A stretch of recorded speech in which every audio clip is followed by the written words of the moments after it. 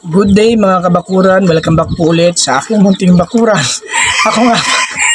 Ako nga pala ulit ang inyong lingkod, ang inyong magsasakang sa bungero at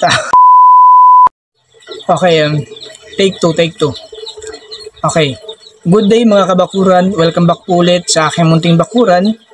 Ako nga pala ulit ang inyong lingkod, ang inyong magsasakang sa bungero tour. Nga po pala, kung ngayon ka lang po napadpad sa aking bakuran, at most especially, mahilig ka sa manok, wala kang ibang inaatupag kundi ang pagmamanok, at adik na adik ka sa pagmamanok, ay hindi ka po trespassing, no? Nasa tamang bakuran ho kayo, okay? At ngayong araw, samahan niyo po ako at ibabahagi ko sa inyo yung aking pamamaraan sa pagpapakain ko sa aking mga alagang manok. Nga po pala, 3 times a day po ako nagbibigay sa aking mga alaga, no? Yung sa umaga, tanghali at saka sa hapon. So ngayon ay magbibigay tayo sa kanilang tanghalian, no? Pananghalian. Okay, ito po. Okay, so what do I have here is our tomatoes, cucumber, char English. Yung ating tira-tirang ulam, no, kanina. And then our 2 types of banana, the saba and the latundan. Hindi, lakatan pala. Sorry. And then salt and pepper to taste.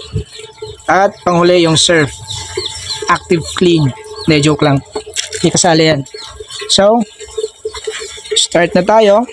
First is yung ating saging, lalagay natin sa gilid. Okay. Ayan ang simple, oh. Ayan.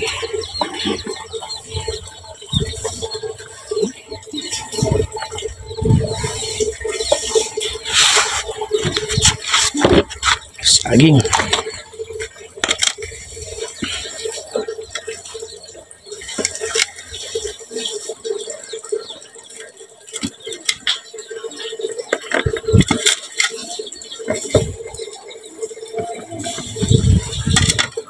And then, ang ating tira-tirang kanin at saka ulam kanina.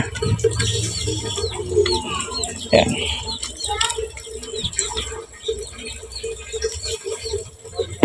And our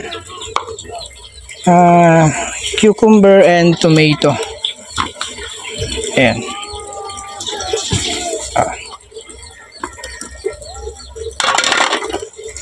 Ganyan lang.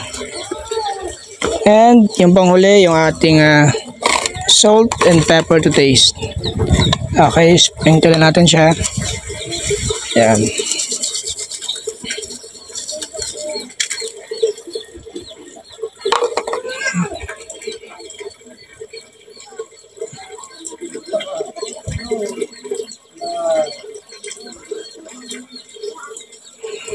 And then, ito lang kasimple.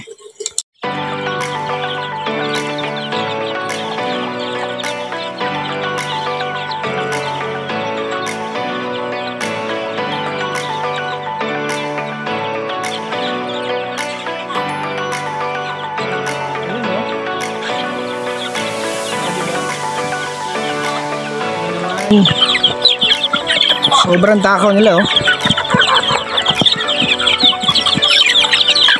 Ayun lang po yung sikreto sa mga malulusog at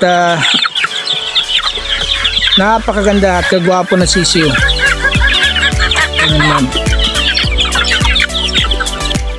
So ayun, ganyan lang po ako magpakain ng aking mga alagang manok, ano, at naway may natutunan kayo at maraming salamat po ulit sa panonood at God bless po. Ingat!